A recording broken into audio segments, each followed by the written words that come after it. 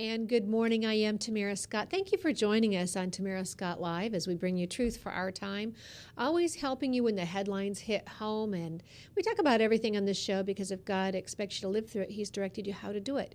So everything from events, current events, holidays, issues.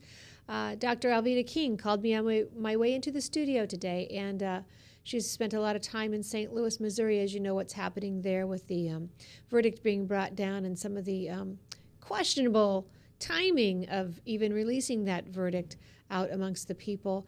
She'll be coming to Iowa in January on Martin Luther King Day. She'll be spending that evening with us and also some time with our legislators and community groups throughout the central Iowa area. So if you'd like to be a part of that, we'd certainly love to have you help with that. Concerned Women for America is the group that's heading that up, Concerned Women for America of Iowa, and you can reach them at director@iowa.cwfa.org. You can reach them there.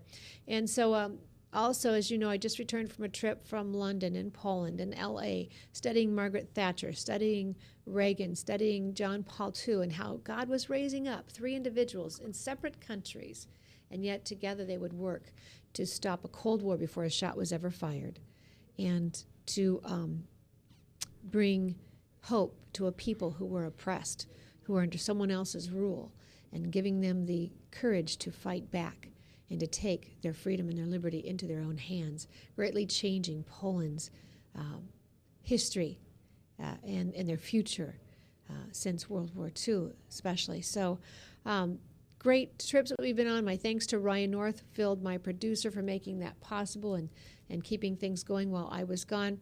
So we're going to take a break now, and we'll come back. We'll have Dr. Marshall Foster with us. Dr. Marshall Foster, formerly of the Mayflower Institute, now with worldhistoryinstitute.com, an expert on America's covenant, what brought us into being, what gave the Pilgrims and the folks from Scrooby, England, their courage to stand and create this great covenant, the Mayflower Compact, and all that we now hold dear. And we'll also talk about what possibly we need to be careful that we might not be able to hold in our grasp much longer if things don't change. So I'm looking forward to an exciting hour. Dr. Marshall Foster is giving us a whole hour. You can join in that conversation, 855-244-0077, 855-244-0077. And you can watch on webcast1live.com, obviously. When we come back from these commercials, you're going to hear us use our Restoring Hope banner. We'll be joining with our listeners from American Family Radio networks across the nation. So we'll take this break and we'll thank our sponsors and thank you for joining in with us. And we'll be right back after these messages. From the RE/MAX Real Estate Concept Studios, this is Webcast One Live. I'm Brian Leach, owner of Service Legends, and my position is Chief Talent Officer. I'm Nicholas Wonderscheid. I am Bernie Homs. And I'm the Service Manager.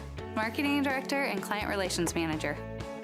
Everything that we do is about ensuring that we exceed your expectations. Our clients are important to us. 100% satisfaction. We're not just focused on heating and cooling. That's the easiest part of our job, actually, is fixing furnaces and air conditioners. Everyone that we come in touch with, we want to improve lives. Bottom line is, we've got our installation guarantees, 25% energy savings guarantee, comfort guarantee, temperature selection guarantee, property protection guarantee. 100% satisfaction guaranteed, fixed rate or it's free. All of those guarantees are backed up with a 100% money-back guarantee to hold ourselves accountable to making sure that you get what you're after. Just fixing the problem today. If they have another problem 5 days down the road, it's still fixed rate or it's free. We use what's called straightforward pricing. Our technicians are going to give you an exact to-the-penny price on what it's going to take before they move forward with any repair. That way you know what to expect. It's the same price every day. No surprises. If you get off work at 5 o'clock in the afternoon, you come home, you realize that, oh, my furnace is broken. Now you need to call somebody out that night. You shouldn't have to pay more for that. We're guaranteeing service 24/7. We run afternoons, evenings, nights, weekends. We're staffed to work that. Phone rings at 3 in the morning. You'll get one of our representatives answering the phone every time. We're not sending you out to Timbuktu in some call center. It's our Service Legend team members, our mission control team. I'll take a call anytime. And then they answer the phones the same way during the day as they do at night. It's a great day at your service company. How can we make you smile? That's the only way to provide true 24-hour service. When you're able to let somebody actually live in their home, safely when they weren't able to do that before, where they don't have to stay up at night and worry about, is the heat going to come back on? Are we going to freeze the pipes? Is the baby in the room next door going to be sick because they got too cold? When you're able to help somebody overcome challenges like that, that's impacting a life. That makes a difference. I get goosebumps thinking about it. I love the team. I love the people that I work with. We have fun, but we work hard. I call them my ambassadors of legendary service. If you could just envision what that is, that's who we're sending to your home. They literally will call in, pick up the phone and call and say, hey, I want to talk to your manager. And I get on the phone, they're like, that technician that was at my house was the greatest technician ever. That's cool to me. We want to brighten people's days. Every person that we have going into the house has gone through an extensive background check. Drug testing, we have a very thorough interview process that 1 out of 140 people make it through. If we promise you something, that's what you're going to get, no matter what. We're here when you need us to protect the safety and comfort of your family. If you're not happy, we're gonna make it right. If we're willing to put 100% money back guarantee on what we do, what type of work do you think we do? Give us a call. We're there for you 24/7, 365 days a year. Enough said. Restoring hope, open my heart to sing, taking the darkness inside, revealing your light, restoring hope. And good day. Thank you for joining us. I am Tamara Scott, and we thank J. Michael McCoy for sharing his air with us on Restoring Hope.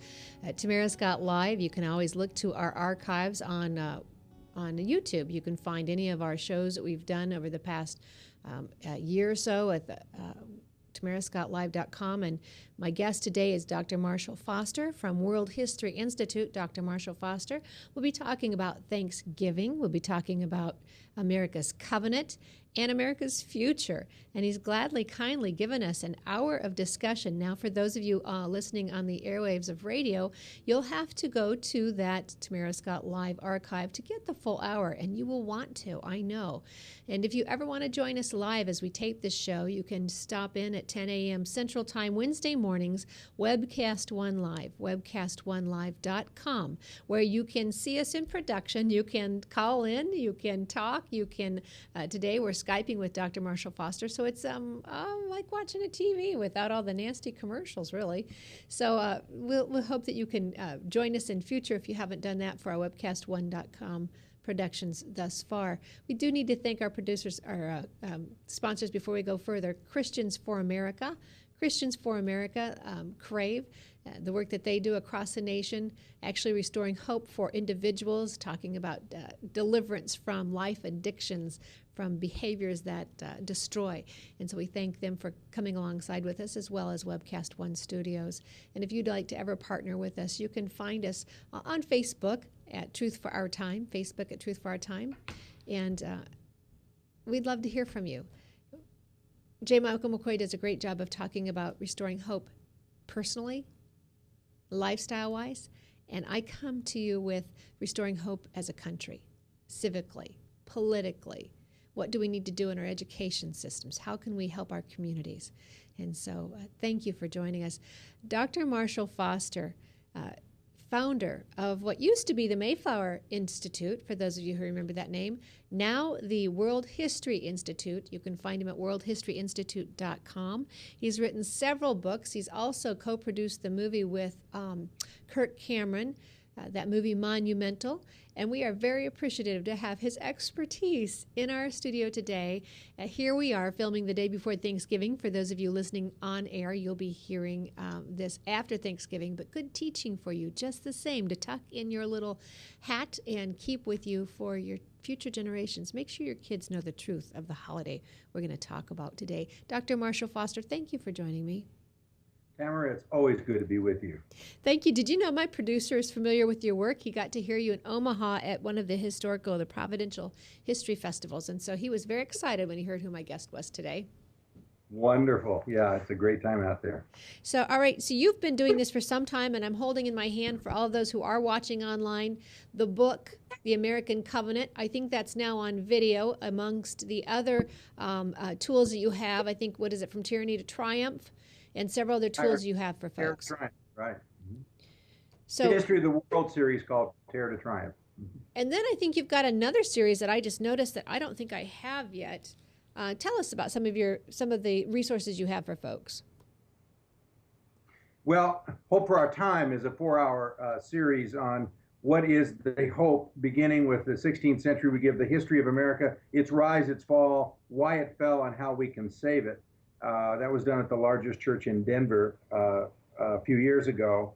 And that's a great DVD series. And then I have a History of the World series, which is a overview from God's perspective of the great victory of God against tyrants and tyranny. And we track the history of the terrors of tyrants from the time of the Roman Empire through the rise and fall of the Nazis and into the 21st century. And it's an exciting series because what it does in a 12-half-hour period is that it gives the student or the listener an opportunity to see that good always does triumph over evil, and covenant keepers always win and covenant breakers always lose. You just have to stay around long enough to see the end of the story. And that's the real story. And I like that. Covenant keepers always win, but that doesn't mean those who are complacent are included in that covenant keepers. For everybody out there who's listening who realizes something's happening in America, doesn't mean you can sit back and think covenant keepers are going to win. You better be part of that team that brings that victory forward.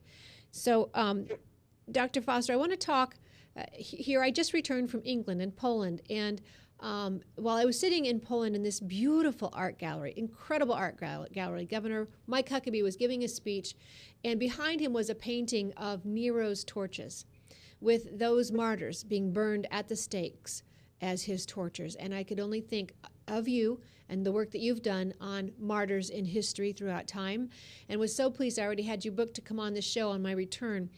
I want to talk about Thanksgiving, but I want you to touch a little bit where we've come, because we don't just have Thanksgiving in America. It started 400 years ago. That's right. And it started with persecution and death and despair and tyranny. And the thing that people lose context for, in America in the 21st century, we take for granted our lattes, we take for granted our freedom. But for the vast majority of people throughout the history of time, tyrants have ruled in nation after nation, civilization after civilization. And the only thing that broke that up, and this is the thing that people do not remember today, and it's our only hope as a country, is to come back to realize that it was God's idea in the beginning to bring liberty to the world. And he came to liberate the world, and he did through Christ. And if you see the development of Western civilization, you see the development of government, the development of law, the development of liberty, the development of free enterprise, all came out of believers who first were persecuted in the Roman Empire, then were persecuted as slaves like Patrick of Ireland, who went back after being a slave to the Druids for 6 years and converted an entire nation without war, without an army, in a period of 35 years, and set the stage for Western civilization, translating the classics and the Bible. And then the conversion of the miserable Scots from their paganism and how that happened. And then the development of the Angles and Saxons actually being transformed, so that instead of just eating one another and killing their enemies, these people began to follow the principles of common law, which was based upon the Ten Commandments. And that common law became the foundation of Magna Carta 800 years ago next year. And that Magna Carta was the foundation of the Mayflower Compact, which became the foundation for the United States Constitution. So to understand that chain of liberty, I call it the paper trail of freedom, is to understand where we come from and the bloody cost. It is a bloody paper trail because the martyrs had to pay the price by the thousands and by the millions against these tyrants, but they stood strong and they fought with truth, and over the generations they won. So when we come to the idea of Thanksgiving, no longer taught in our schools, they can talk about Thanksgiving, but if they, of course, can't give thanks to God, give us the history for parents who are going to have time with their children, their grandchildren. Give us the details, the story that we need to be sharing that we don't allow to die. This is so important, Tamara. This is the true story of Thanksgiving. It's not giving thanks to the Indians. That was not their purpose, although they were very thankful for their Indian friends. It was not giving thanks for the fact the rain came and it just happened to happen. It was giving thanks to Almighty God, was the beginning of Thanksgiving. And the story behind that is an exciting story, because in 1604, when this small band of separatists, outcasts in England, who were not allowed to worship as they saw fit, they had to hide in a home and begin secretly to meet in Scrooby, England. When they did that, there was persecution all over the world. Tyrants ruled the world. 5 million people were dying in the 30 Years' War in Germany. Over 300,000 had been killed in the Netherlands by a maniac king from Spain. The King of England was James I, who wrote a book on divine right of kings, in which he said that it's the right of kings to tyrannize and tell their people whatever they want in terms of leadership, and you can't do anything about it because I'm divinely appointed. And so, as a result of this situation, it looked hopeless, because the Pilgrims, a small group of 50 people in the middle of the wilderness of England, how are they possibly going to have an impact on anything? Well, they were persecuted out of England over the next 3 years, ended up in Holland, and in Holland they spent 11 years. And during those 11 years in exile, in the one place where they wouldn't be killed in the whole world, Holland had just recently turned to principles of liberty under the Bible. And the result was that they also sat under Hebrew scholars. And these Hebrew scholars, many of them former rabbis who had been persecuted in Spain and other places, they learned the principles of the ancient Torah and the principles of the Hebrew Republic and the principles of electing their representatives and their judges, the principles of local self-government as opposed to national power from the top down. All of these principles, and there are hundreds of them that are there, were taught to the Pilgrim Fathers. So by the time that these young separatists, who then, the flower of their congregation, seeing the persecution coming even to Holland, finally in 1620 got on a little ship and decided to come across into the wilderness of America and go to the area of Northern Virginia. Of course, they were blown 500 miles north of their intended destination, and they ended up outside of the King's Charter, and they ended up in Cape Cod. I always wondered why that was, that God gave the hook up there at Cape Cod. I thought, Kennedy Retreat Home, that's nice, but is that a real purpose? And then I thought, well, wait a minute, maybe that was the reason, because the Pilgrims ended up north of Cape Cod, and they kept trying to go south to New York, which was the place they were headed to be in the King's Charter, but they couldn't get past the shoals and the weather because it was November. And so they stopped in Cape Cod, looked for water for an entire month, and losing all hope, they came to a deserted village that no one knew existed, and they landed in this little teeny bay called Plymouth Harbor today. And there was a hill that had been cleared, and all the Native Americans in that area had been killed by a plague about 4 years before. No one lived there. They saw a beautiful stream, the only water in all of Cape Cod, and they said, this must be the place. They got off, 102 of them, and over the next several months, they built one shelter. Half of them died the first winter. They had to bury their dead in a common grave. And by the spring, it looked like there was little hope. Imagine going off. But they received their letter from their pastor, who had to leave them behind. And the pastor said this to them when they could have given up hope, that how are they going to survive here in the wilderness? This is a hopeless adventure. The captain said, get back on the Mayflower. I'll take you back to England. It's your only hope of survival. Half of you are dead already. The pastor wrote this: thus this holy army of saints is marshaled here on earth by these officers under the conduct of their glorious Emperor Christ. Thus it marshals in this most heavenly order and glorious array against all enemies, both bodily and ghostly, peaceful as Jerusalem, but terrible to the enemy as an army with banners, triumphing over their tyranny with patience, their cruelty with meekness, and over death itself with dying. What you see here is a pastor who then goes on to say, you are my army, and the gates of hell shall not prevail against you. This is the kind of optimism that John Robinson, the Pilgrim pastor, had for that small little group. that then went on after the spring of that year. Everyone that survived the first winter lived into their 60s and 70s. Those people went on even surviving 2 years under communism. Most people don't know that they were forced into a socialistic communism by the adventurers who had put up the money for the ship. And as a result, they ended up not being very successful the first 2 years. In fact, they were starving to death.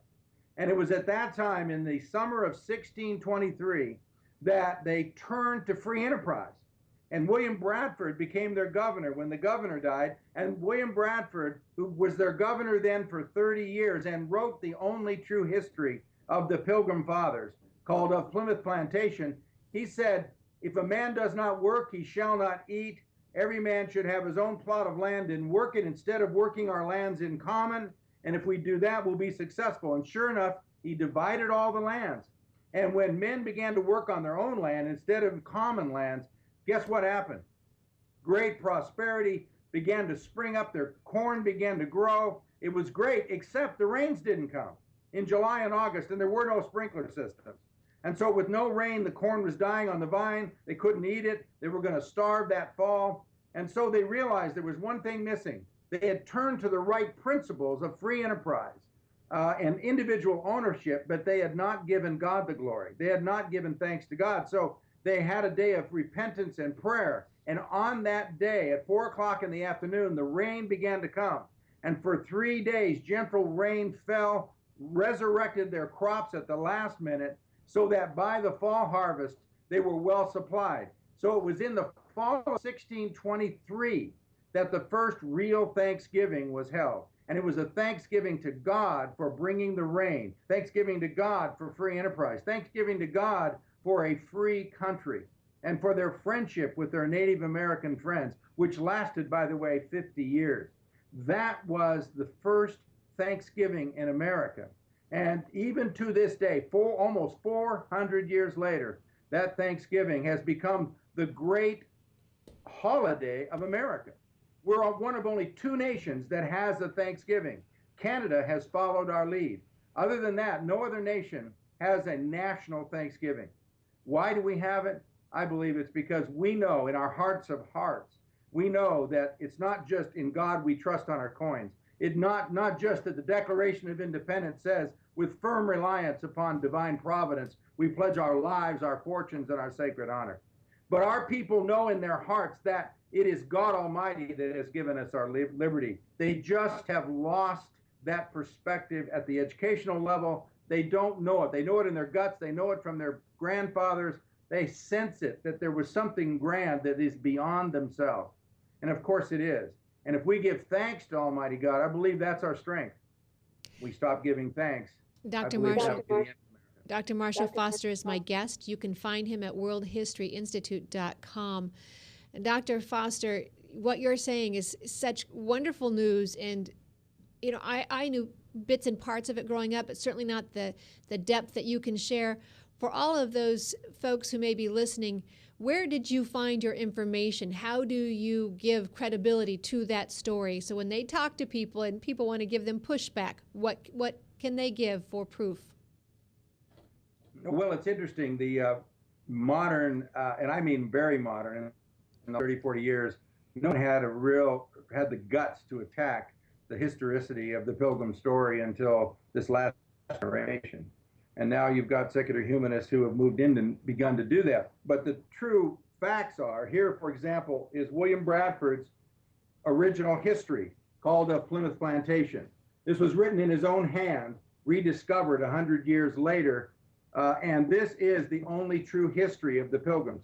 We learned from 1603 until 1640 exactly what took place there in Plymouth, and no one disputes that this is the true story of the Pilgrim Fathers. So I would encourage your listeners, this is not only true of the Pilgrims, but it's true of all of American history and world history, to go back to the original sources and go back and find out what people actually said and what they did, rather than listen to especially modern brute fact historians, most of whom come from a very warped perspective in terms of their view of history.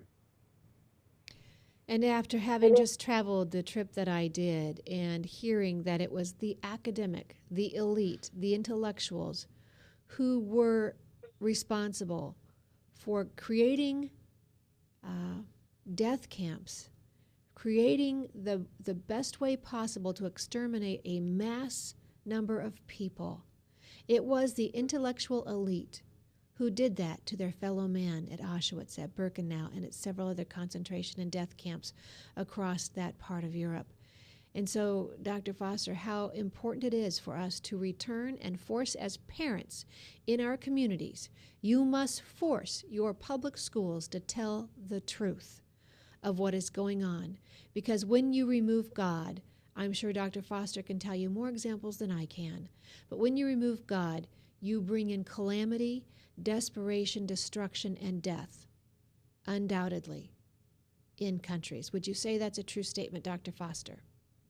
Oh, absolutely true. In fact, I'm so excited you had the opportunity to go to Poland. I was there several times. I've been 7 times to Europe, and in one of my trips in 2001, I got a chance to meet Christian Führer, who was the man who led the prayer meetings in East Germany, which brought down the Berlin Wall, which is the other facet. As you were saying, there were 3 great heroes of bringing down the Soviet Union, and probably the greatest hero of bringing down the Berlin Wall, which really set it on track, was a man named Christian Führer, who was a Lutheran pastor who began a prayer meeting at 5 o'clock in 1982.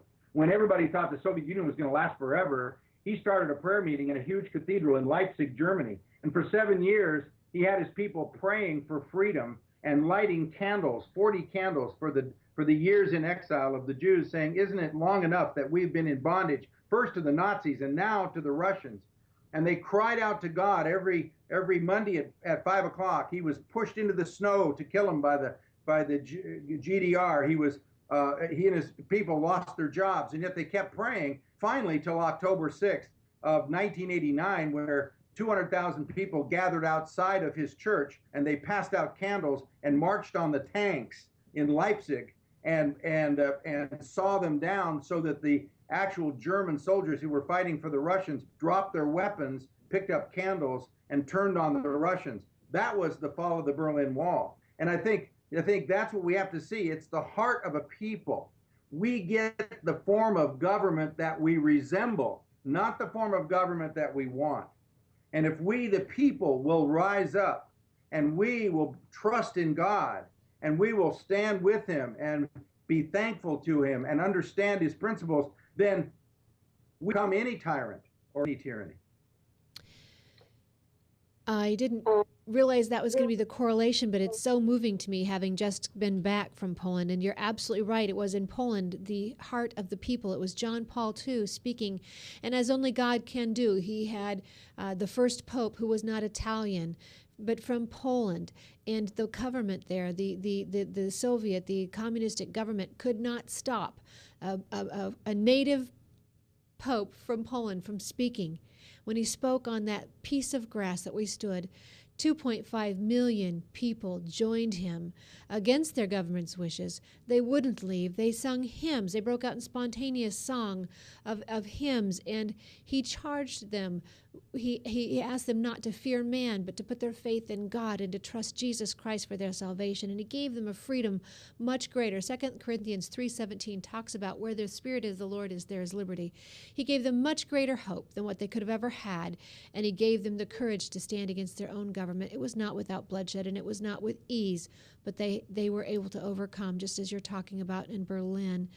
And we've got to go to break here shortly, but I tell you, we'll continue our discussion on webcast1.live, webcast1live.com, and then you can get the archive available, Tamara Scott Live on YouTube. Look for the day's date. We're taping this on November 26th, and so you can get today's date. Dr. Marshall Foster's name will be at the top of the email as well, at the top of the link, and you can get that information. And I want to, again, tell you, Dr. Alveda King will be in Iowa for those of you listening on air. If you want to be a part of that, we'd love to have you help in some way. Concerned Women for America is bringing her in so we can build relationships with our communities, racial communities coming together to understand the liberty and the freedom that Christ has given to each and every one of us, not just a group, but each and every one of us. And we can't allow government to pit us apart, to put us in groups that isolate us because, and we'll talk about this when we come back from our break with Dr. Foster, but God grants us power. We hear it in the phrase from Lincoln, we the people, by the people, for the people. God grants us power as individuals. And we put that in our groups, it isolates us, it paralyzes us, and it polarizes us from each other, and we can't move forward. So we're going to continue this conversation, figure out how we can move forward in America. I thank you for joining us on this radio show. I thank Webcast One Live for the studio and Restoring Hope for the airtime. But I hope you'll join us and learn more about us on Truth for Our Time on Facebook, and join us. Stay tuned for the Tamara Scott Live Archive with Dr. Marshall Foster. We'll be right back after these messages. For those of you out there, this is your time. Our nation is at stake. You cannot afford to sit back.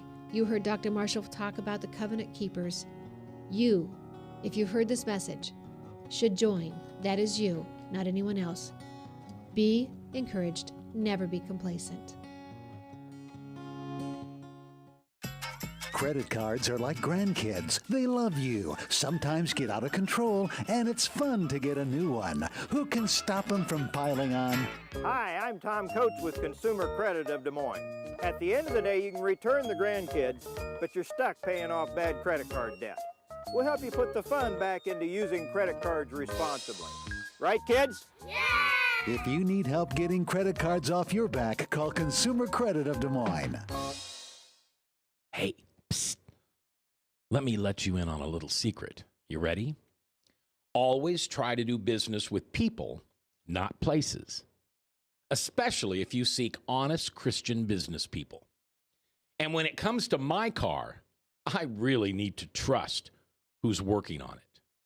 Now, my family is so blessed. A few years ago, we found a family-owned automobile repair shop that operates as a Christian business also. Open, honest, reliable, trustworthy. It's AMCO on Hickman Road in front of Kmart. And it's a family-owned Christian operating business. This family treats your car as if it was their car. Everything from oil changes to transmission repair and everything in between. So the next time you feel the need to be at peace with your choice of who you can trust with your car, give AMCO on Hickman a chance to serve you. And tell them Max sent. And thanks for staying tuned with us. I'm talking with Dr. Marshall Foster. If you'd like to join in the conversation, you are welcome. 855-244-0077, 855-244-0077. Maybe you have a question on some of the topics we've been talking about. Dr. Marshall Foster, thank you for staying with me. You were talking about the fact that when the Pilgrims decided to start this journey 400 years ago, there was a plague, there was Christian persecution, there was tyranny. And I have to say, other than the plague, although we do now have Ebola concerns, I'm not sure how much of a plague that really truly is, but to me, when I hear that, it sounds very similar to what we're dealing with today. Christians are being persecuted horrifically in the Middle East. We're now getting our religious freedoms oppressed and removed here in the States. We have a couple right here in Des Moines, Iowa, who have their lovely little restaurant. The Gortz House Art Gallery is being charged because they declined. They didn't refuse anyone else their rights. They just declined to participate in a same-sex marriage, and now they've been taken to court and could lose everything for their retirement. So we see religious freedom persecuted. We see tyranny. We see tyranny with our own president, what's happening with his unconstitutional act on the border and illegal immigration, and his refusal to go with the process of 3 branches of government. And we see administrative law taking over, bureaucracies, and taking and adding laws. Some 3,800 laws have been added since 2012, not passed through the legislative process in the state or the federal level, but added through regulations and rules and bureaucracy. That Magna Carta that you talked about, Marshall Foster, we are now handing back over a rule to a king voluntarily in this nation. It makes no sense to me. So when we think we're hopeless here in America, you give us hope that this is basically what's happening in Europe when the Pilgrims set free. Exactly. And what we find in history is that it's always been an against all odds story. It looks like tyrants win because they're power mongers. They win temporally through intimidation, torture, death, like the Roman emperors. But in the long run, the Roman emperors lost because they torched the Christians, and because the Christians kept feeding the poor, caring for the needy, picking up the aborted babies that were left out to be eaten by the wolves, and taking them down to the catacombs and evangelizing and reaching people, giving them hope in their lives, and picking up the women who were dying in the plague and nursing them back to health to die themselves. This happened all over the Roman Empire for 300 years. What was the result? Much of the empire was converted to Christianity and gave up their pagan gods. And the emperors couldn't control it until it finally reached Emperor Constantine in 313 AD, had to declare Christianity the rule of the day. And so why? Because the transformation of heart and mind that takes place in the hearts of people at times of persecution. Let me give you one quote from C.S. Lewis that I think that emphasizes your point. We tend to think of our time as the crisis of the ages. C.S. Lewis called this self-centered thinking chronological snobbery. And that's the sense that I think many, especially in the millennial generation, have got a sense that our generation is better. We live in the technological age now. It's all Facebook and Good Times and YouTube, and everything happens instantaneously. So we live in an existential moment. Who cares about the past? Well, this existentialism is costing us dearly, because the truth is there's been this building of liberty for 5,000 years of recorded history.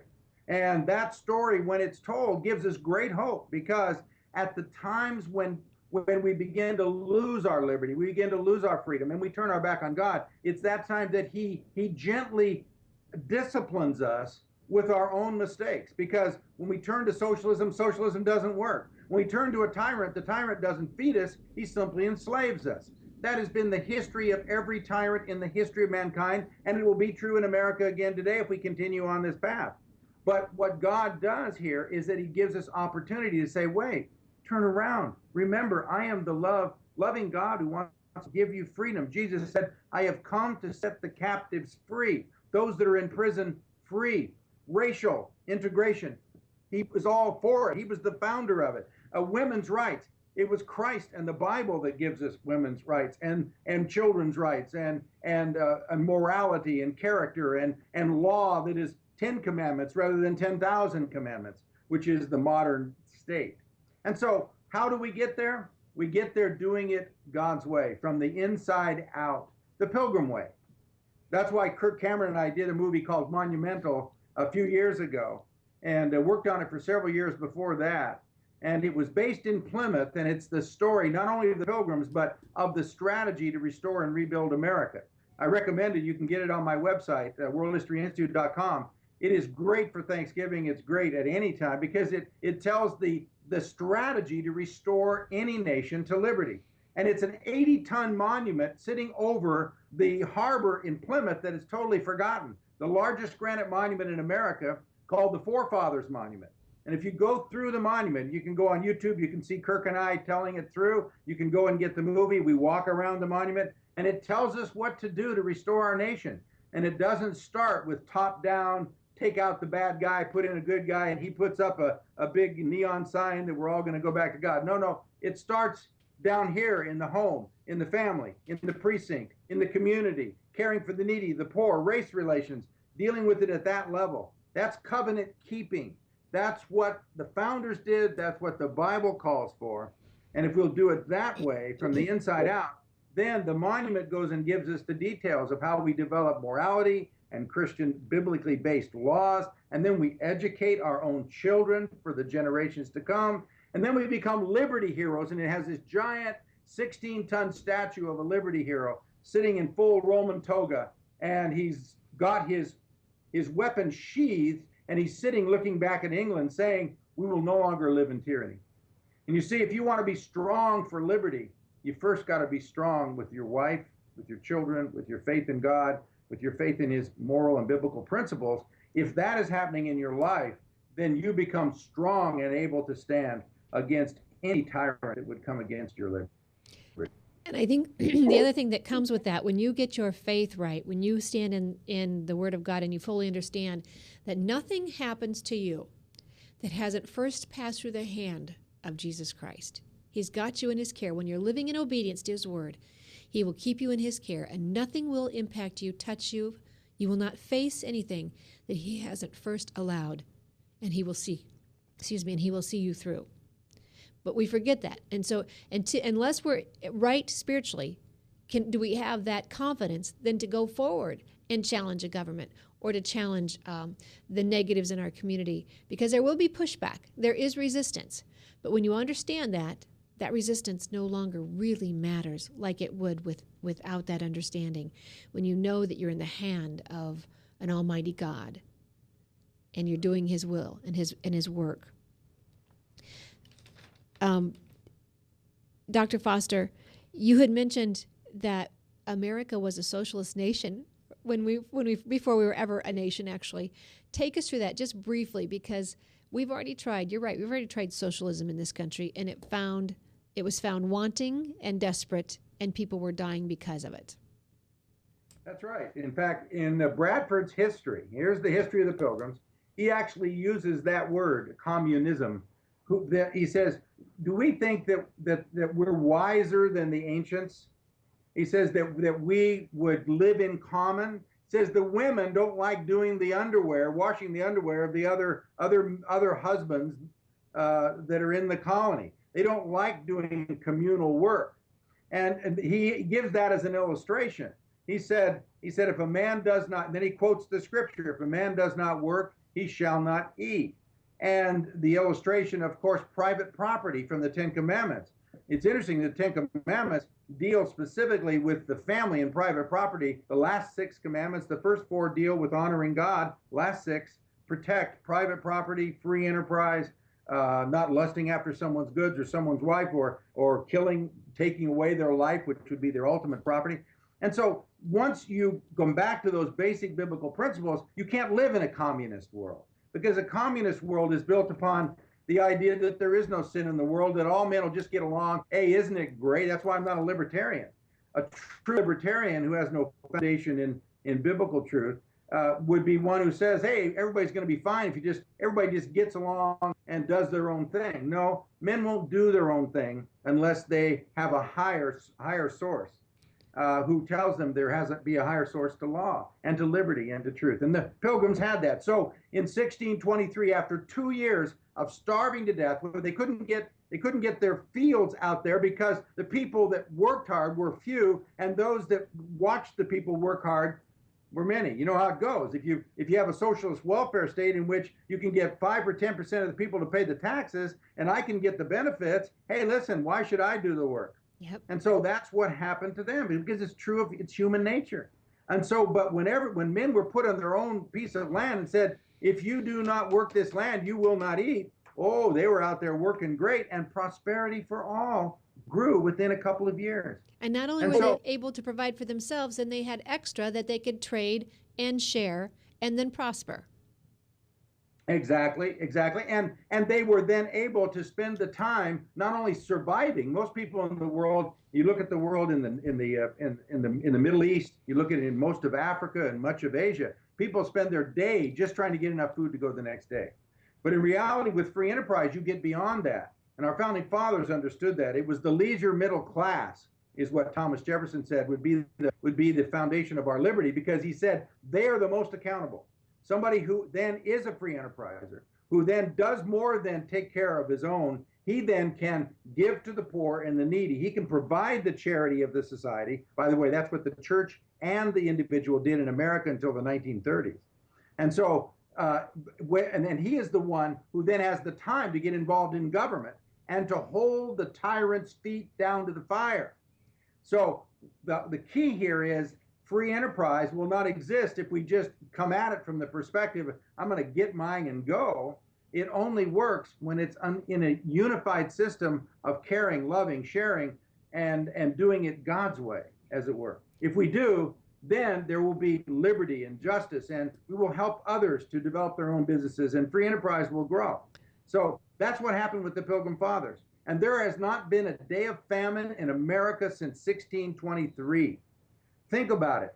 America has been the most blessed economic nation in the history of the world. Not only were they able to do that, but they formed a biblical government through the Mayflower Compact on November 11th, 1620, on that ship, which is a covenantal compact theory of government, which was then copied by the Massachusetts colony, Connecticut colony. The Connecticut colony wrote a constitution which became the foundation for the American Constitution 150 years later.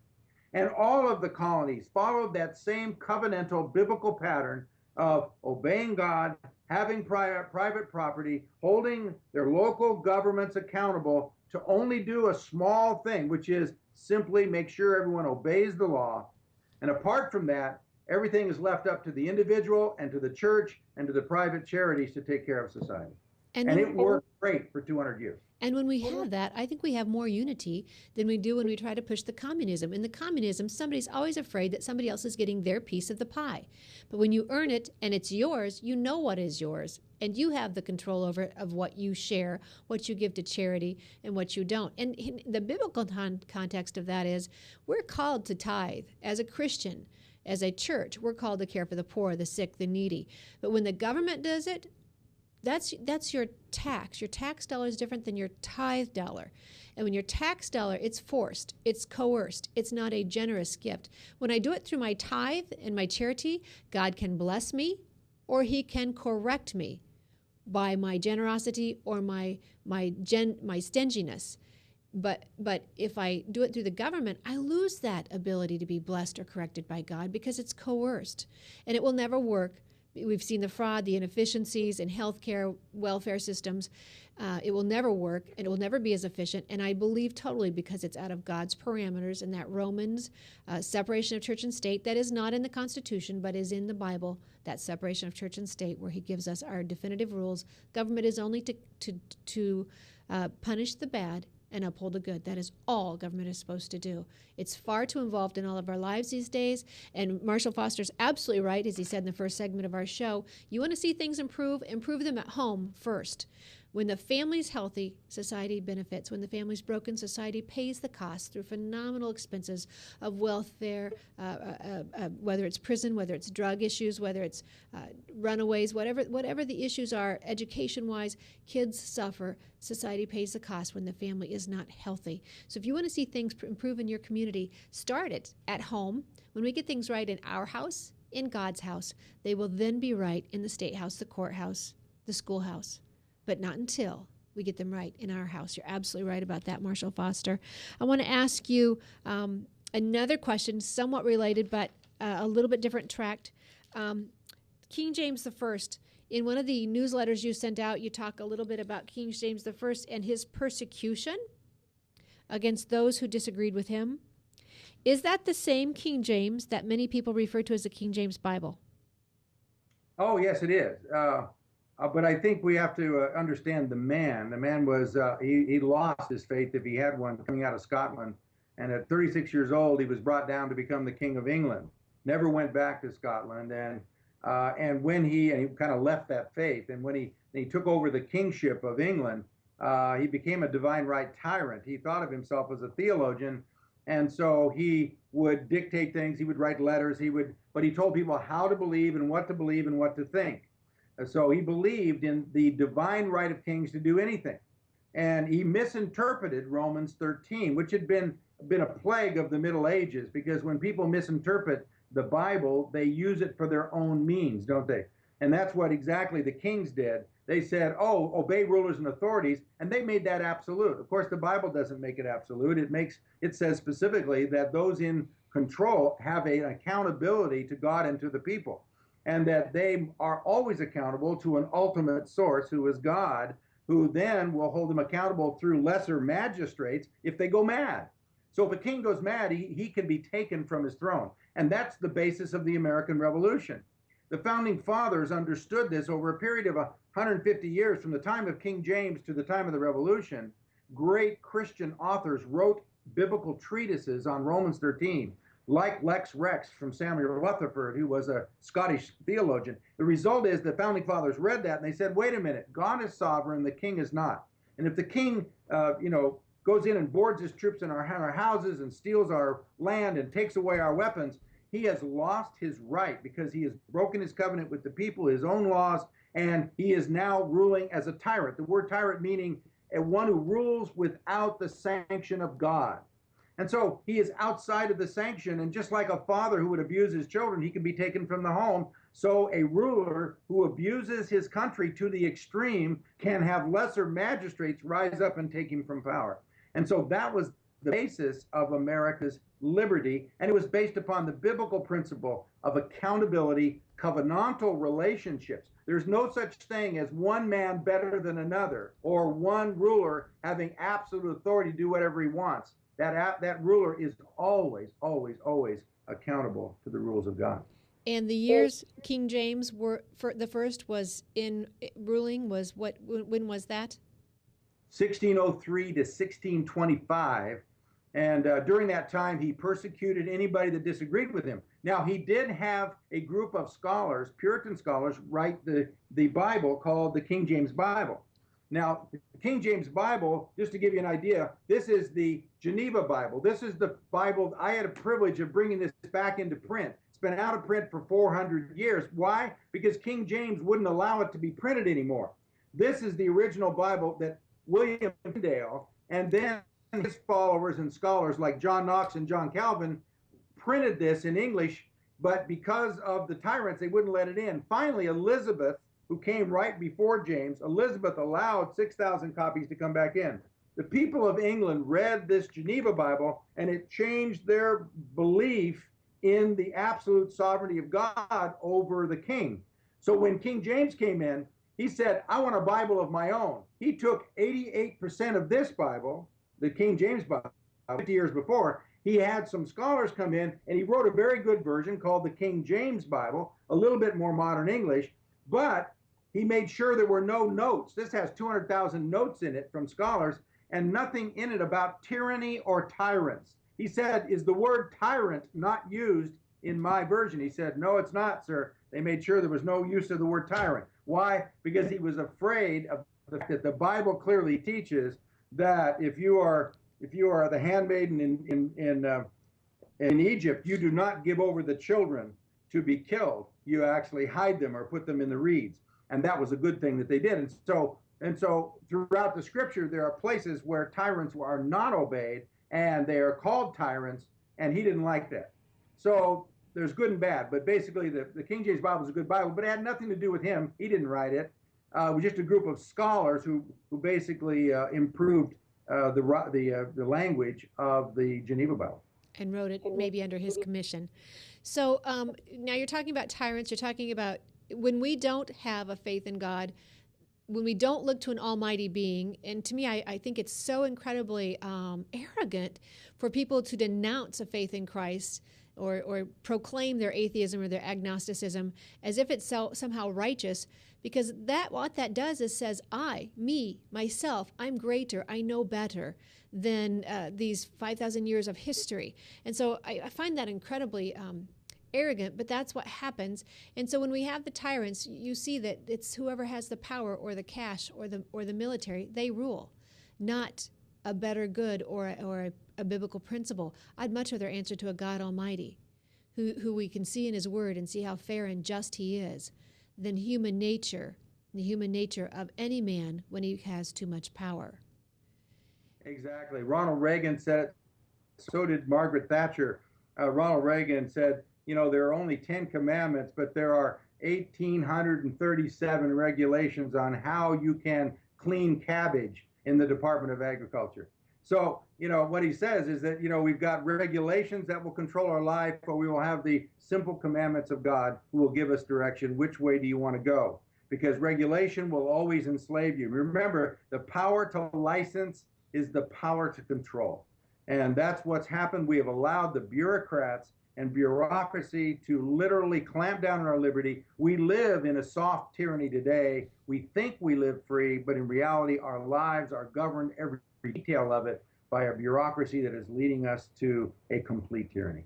And as someone who's involved in the political process as a national committee woman for Iowa, this is something that bothers me greatly because we are putting far too much emphasis on the political realm and towards government and even to the electing of those officials. And so I'd really like to see us get back to limited government, honest, true limited government, and the freedom and liberties of the people. Saying that, we have a president who has just recently proclaimed his unconstitutional act of he's going to bypass Congress. We only have a short time left, but give our listeners and our viewers instruction.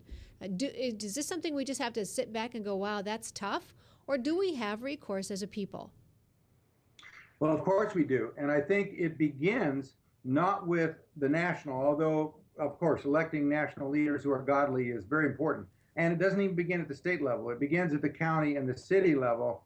That Hugo Grotius said it well 400 years ago when he said, a man who wants to be king first has to learn how to rule a province. And from a province, he has to learn to rule a city. And first he has to learn to rule his family. And how can he rule a family unless he be ruled by God? And so what it is, it comes down to individually in our own lives, it starts there.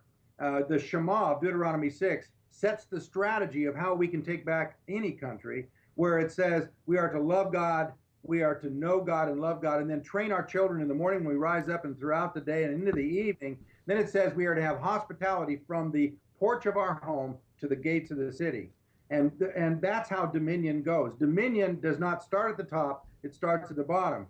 So if we want to see America transformed, then, and I'm working on that nationwide with cities like Castle Rock, Colorado, and many cities, and of course states like Oklahoma and others that are beginning to see a complete biblical worldview worked out in terms of their governmental strategy. But go back to the city level and the county level, and you can take over the school board. You can work at the local level. Then you can get the local churches involved in charity and giving and reaching out to the needy and the poor and the unwed mothers and others, so that we can take away the power of government through our love and through our money and through our involvement. And we are the largest single minority in the country. We talk about minorities. The largest single minority, which is by far the biggest, are those that believe in God and Jesus Christ. It is the largest minority. So if we, the believers in America, would live our faith and would do it in a biblical manner, caring and keeping those separation of powers that you talked about, where we take care of the things that God's called us to take care of, our children. The education of our children is our responsibility, not the state. Right. And it is the responsibility for us to make sure what goes into their minds and their hearts and how they eat and whether we feed the poor or not. Feeding the poor is important. Then let's get the Church of Jesus Christ doing it. And as we do that progressively, we can then do away with the need for a socialist bureaucracy that bribes us from the top, saying we'll do it instead of you, the church, doing it. And so it's all a very good word. Dr. Marshall Foster is my guest. Dr. Marshall Foster is with worldhistoryinstitute.com, worldhistoryinstitute.com. You can find him there. You can contact us at Truth for Our Time on Facebook. You can watch any of these archives available at Tamara Scott Live on YouTube. And we'd love to hear from you. We'd love to hear your input. And Dr. Foster, if you'll stay on the phone just a little bit after we get off the air, I want to talk to you about a project I'm working on moving forward, as you say, in our communities, but also politically as well. And so I thank those of you who've listened in today. And I appreciate that you've given us your time, and I hope you found good information that you can use. Again, Dr. Marshall Foster's website is worldhistoryinstitute.com, and good resources for you. I invite you to go and order the movies so you can watch them with your family. Talk to your children. I don't care how old they are.